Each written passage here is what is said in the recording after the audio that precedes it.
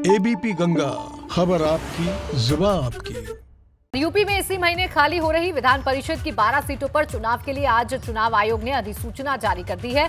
MLC चुनाव के लिए 11 जनवरी से प्रत्याशी नामांकन दाखिल करना शुरू करेंगे और 28 जनवरी को चुनाव के लिए वोटिंग होगी।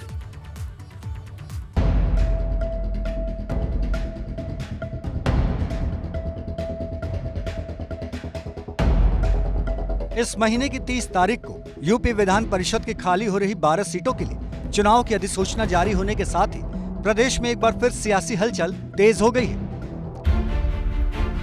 11 जनवरी से विधान परिषद चुनाव के लिए नामांकन शुरू होगा और 18 जनवरी को नामांकन का आखिरी दिन होगा। 19 जनवरी को नामांकन पत्रों की जांच होगी, जबकि 20 जनवरी तक नाम वापस लिए जा सकेंगे। 28 जनवरी को विधान परिषद चुनाव के लिए वोटिंग होगी और उसी दिन शाम 5 बजे से वोटों की गिनती होगी। 23 जनवरी को यूपी विधान परिषद की 12 सीटें खाली हो रही हैं, जिनमें 6 सीटों पर सपा, 3 सीटों पर भाजपा और 2 सीटों पर बसपा का कब्जा है, जबकि 1 सीट पहले से खाली है।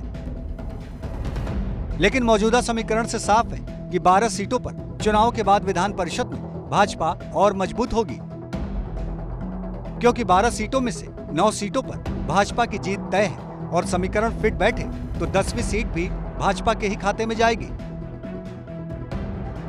जबकि सपा को सिर्फ 1 सीट पर ही जीत मिलेगी। अभी मौजूदा गणित को देखें तो विधान परिषद में भाजपा के 25 सदस्य हैं, जबकि सपा के 55 सदस्य हैं। ऐसे में भाजपा अगर 10 सीटें जीतती है तो उसके सदस्यों की संख्या बढ़कर 35 हो जाएगी, वहीं सपा के सदस्यों की संख्या घटकर 50 से कम हो जाएगी। 2022 में विधानसभा के चुनाव होने हैं, लेकिन उससे पहले 2021 में उत्तर प्रदेश में पंचायत के चुनाव होने हैं और उन पंचायत चुनाव से भी पहले जनवरी 2021 में विधान परिषद की 12 सीटें खाली हो रही है। और ऐसे में बीजेपी की कोशिश ये है कि उन 12 सीटों में से 11 सीटों पर चुनाव जीता जाए। यही वजह है कि अब बीजेपी दफ्तर में चहल पहल भी काफ़ी बढ़ गई है। तमाम लोग यहाँ उम्मीद के साथ पहुँच रहे हैं और उन्हें लग रहा है कि पार्टी अगर उन्हें मौका दे तो वो भी विधान परिषद में पार्टी का प्रतिनिधित्व करें। लेकिन 2022 के चुनाव को देखते हुए बीजेपी ने इस विधान परिषद चुनाव के लिए भी एक रणनीति बनाई है। उसके अनुसार इस बार जो 10 सीटों पर आसानी से बीजेपी जो चुनाव जीत सकती है, लेकिन अगर 11वें सीट पर भी वो उम्मीदवार खड़े करे और बीएसपी का सपोर्ट मिले तो 11वीं सीट भी बीजेपी जीत जाएगी।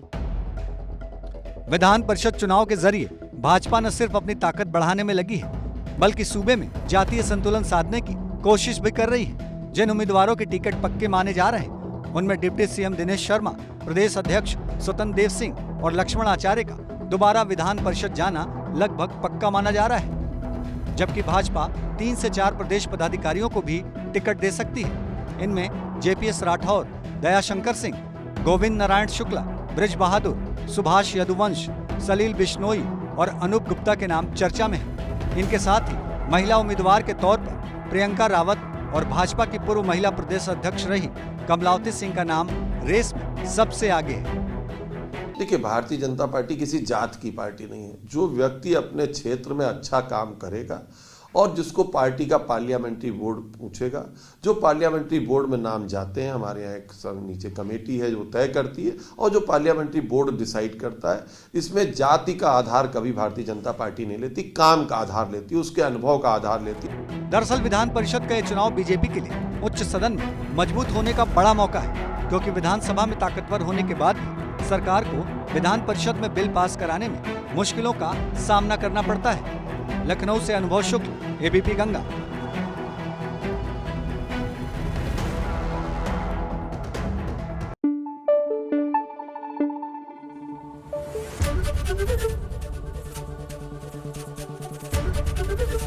एबीपी गंगा, खबर आपकी, जुबान आपकी।